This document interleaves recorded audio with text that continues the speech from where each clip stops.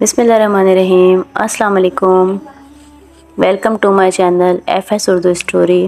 پیش خدمت ہے ایپیسوڈ نمبر 4، پراسرار ملاقات۔ ملکہ کے جانے کے بعد درویش اناطول فکر مند ہو گیا۔ 14 برس کے طویل انتظار کے بعد ملکہ مصر ایک ماں کی طرح آج پہلی بار اپنے بچھڑے ہوئے بچے کے لیے پریشان ہوئی تھیں، اور اس کی وجہ سوائے اس کے اور کچھ نہیں تھی کہ اس نے دریائے نیل کے کنارے عنبر کو دیکھ لیا تھا، جو حقیقی معنوں میں اس کا بیٹا تھا۔ درویش اناطول نے محسوس کیا کہ ملکہ اب حد سے آگے گزر جائے گی۔ وہ ہر قیمت پر معلوم کروانے کی کوشش کرے گی کہ عنبر کون ہے اور رجال کے گھر میں وہ کیسے آیا تھا۔ اس کا مطلب یہ تھا اگر وہ اس راز پر سے پردہ اٹھانے میں کامیاب ہو گئی تو وہ عنبر کو حاصل کر لے گی۔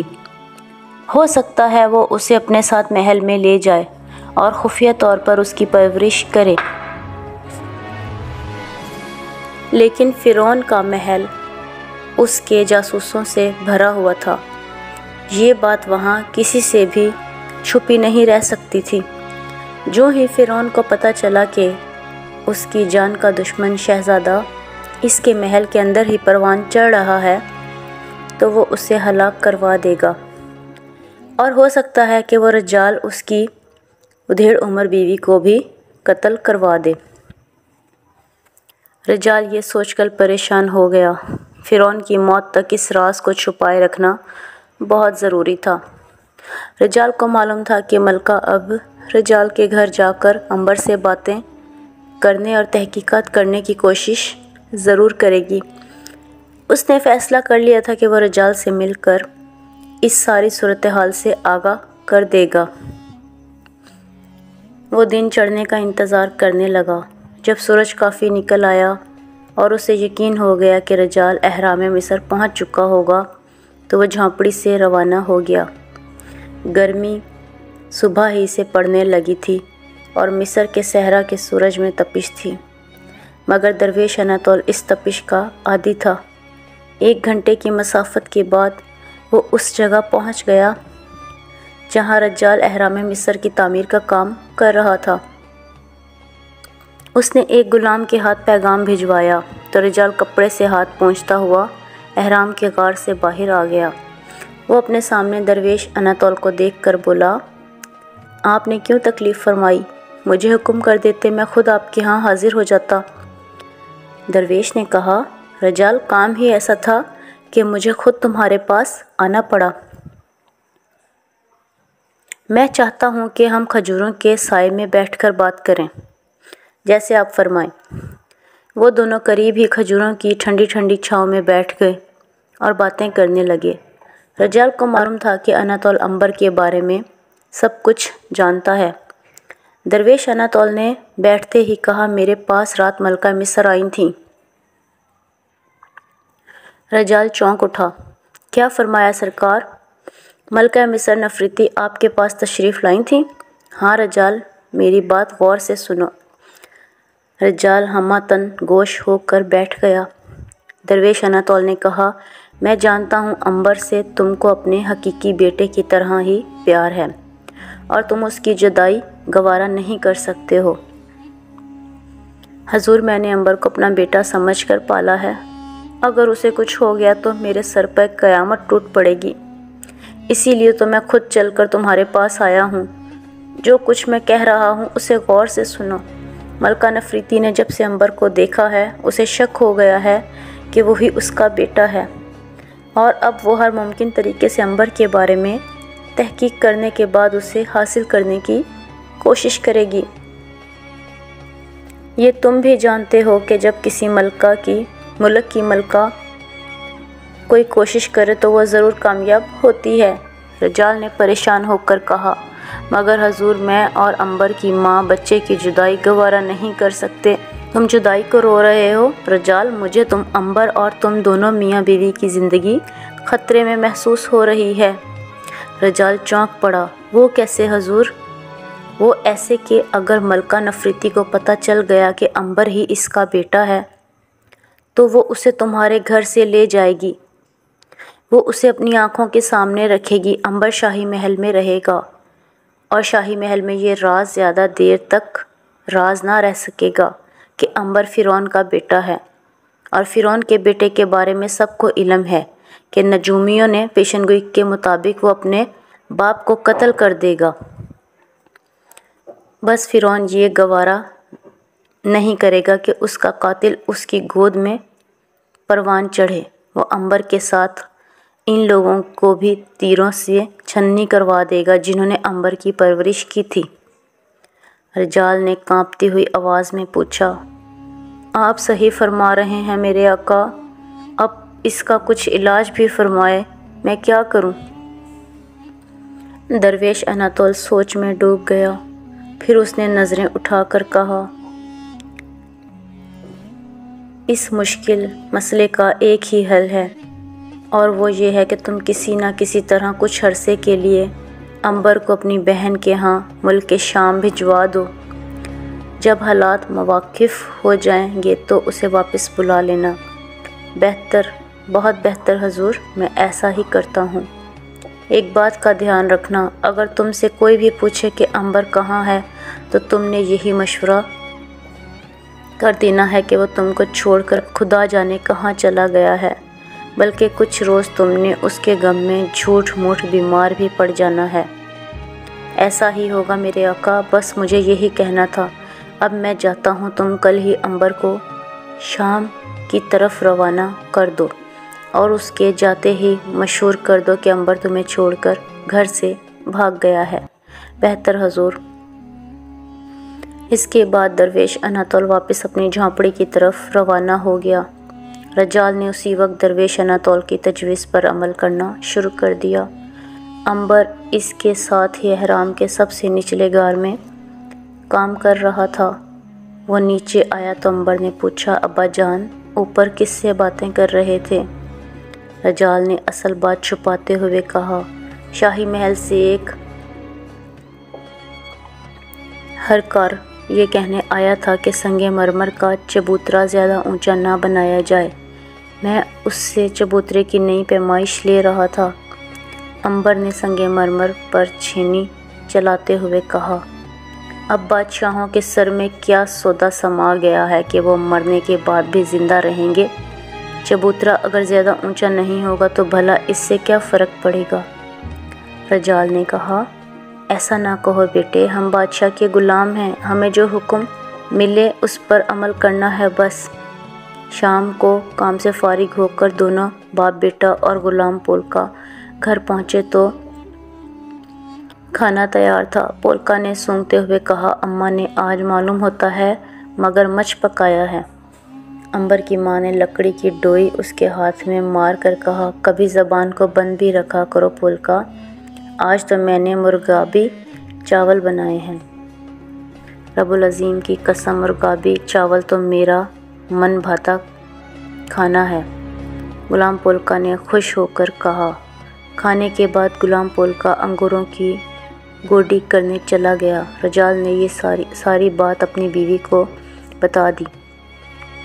وہ پہلے تو بڑی پریشان ہوئی، پھر اس نے بھی درویش اناتول کی تجویز کو پسند کرتے ہوئے کہا، ہمیں عنبر کو جلد سے جلد شام کی طرف روانہ کر دینا چاہیے۔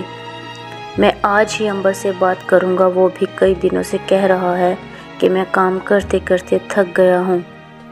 رات کو جب باپ بیٹا سونے لگے تو رجال نے عنبر سے بات شروع کر دی۔ اس نے کہا کہ وہ چاہتا ہے کہ عنبر کچھ دیر کے لیے ہوا بدلی کے واسطے اس کی بہن کے پاس ملک شام چلا جائے۔ عنبر نے خوش ہو کر کہا، ابا جان، آپ نے تو میرے دل کی بات کہہ دی، میں تو کئی روز سے چاہ رہا تھا کہ کہیں سیر و تفریح کے لیے نکل جاؤں۔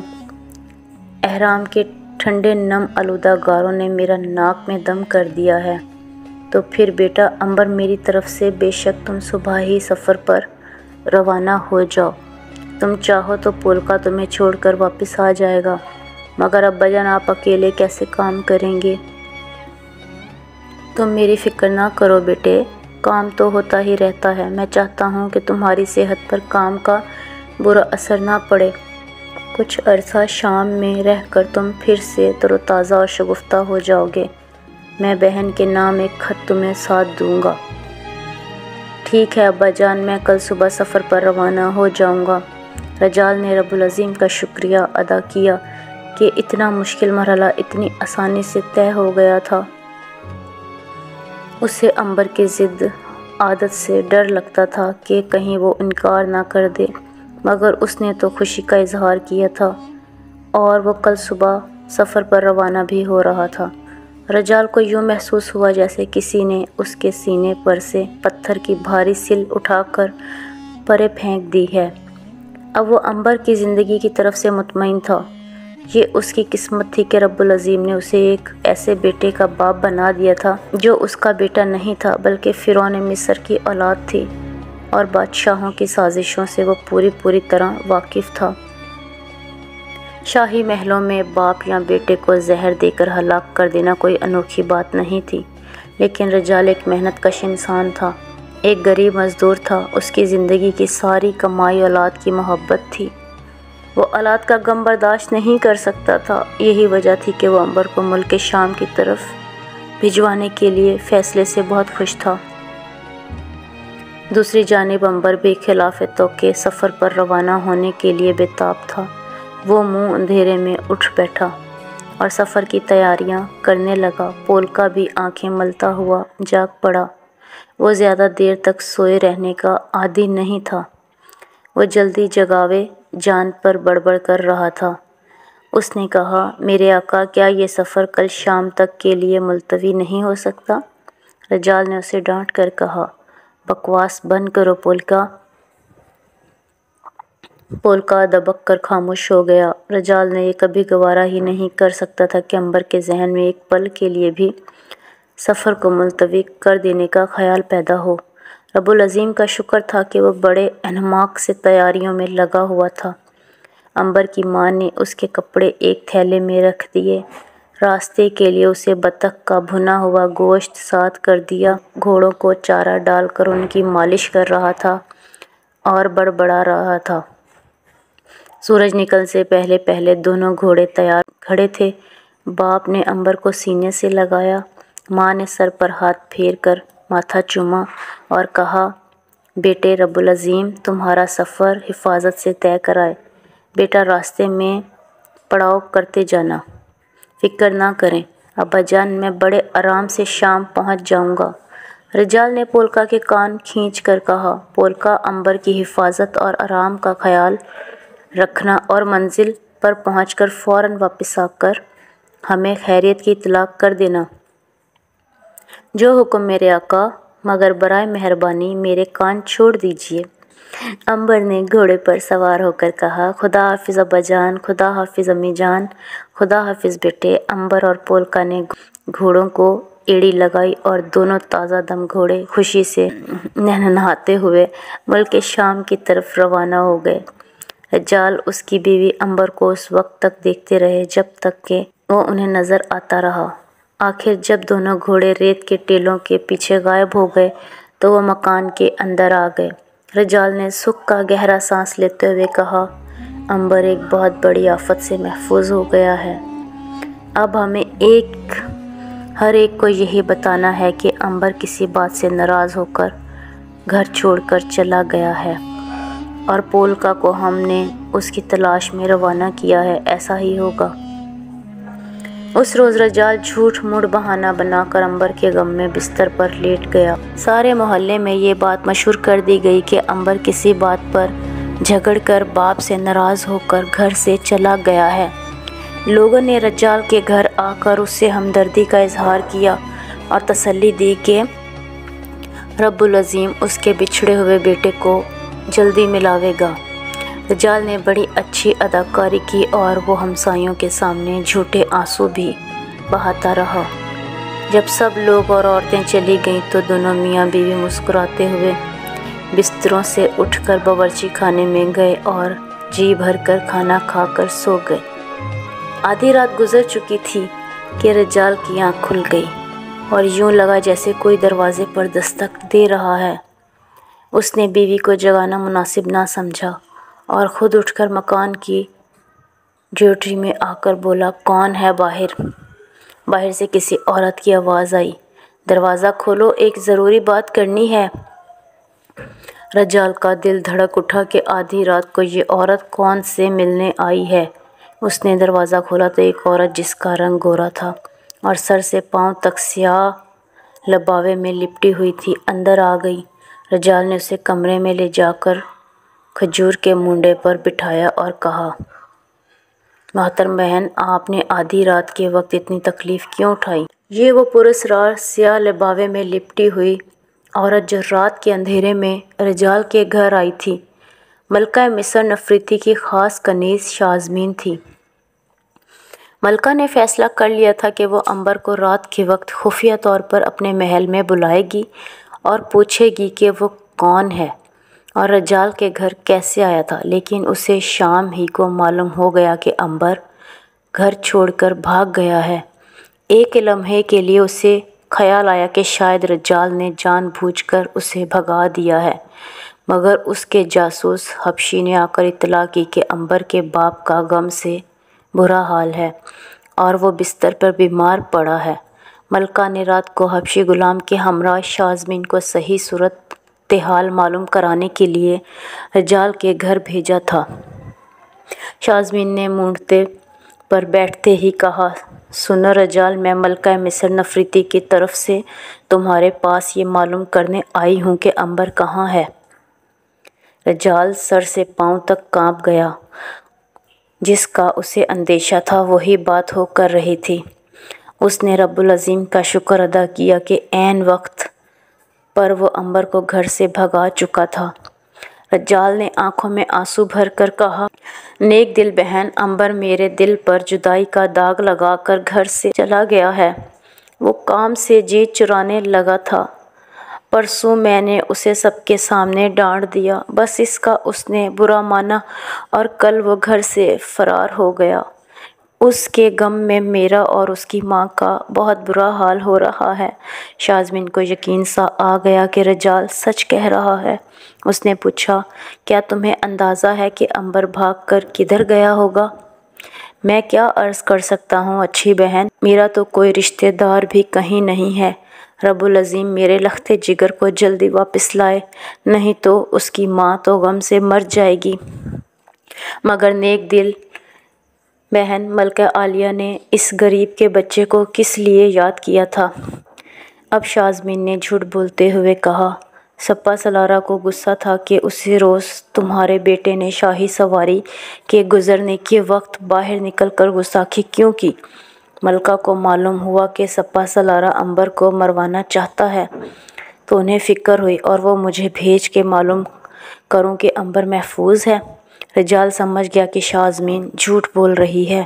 وہ دونوں ہی جھوٹ بول رہے تھے، مگر دونوں ایک دوسرے کے جھوٹ سے بے خبر تھے۔ رجال نے شازمین سے کہا کہ وہ ملکہ عالیہ کا اس کی طرف سے شکریہ ادا کرے کہ انہوں نے اس کے بیٹے کا اتنا فکر کیا۔ پھر وہ رونے لگا۔ شازمین نے اسے تسلی دی اور جلدی سے باہر نکل گئی۔ کھجور کے درختوں تلے حبشی غلام گھوڑے لیے انتظار کر رہا تھا۔ شازمین گھوڑے پر سوار ہو کر رات کے اندھیرے میں گم ہو گئی۔ رجال نے بیوی کو جگا کر ساری بات بتائی تو اس نے بھی رب العظیم کا شکر ادا کیا کہ امبر کی جان بچ گئی تھی اور وہ مصر سے نکل گیا تھا۔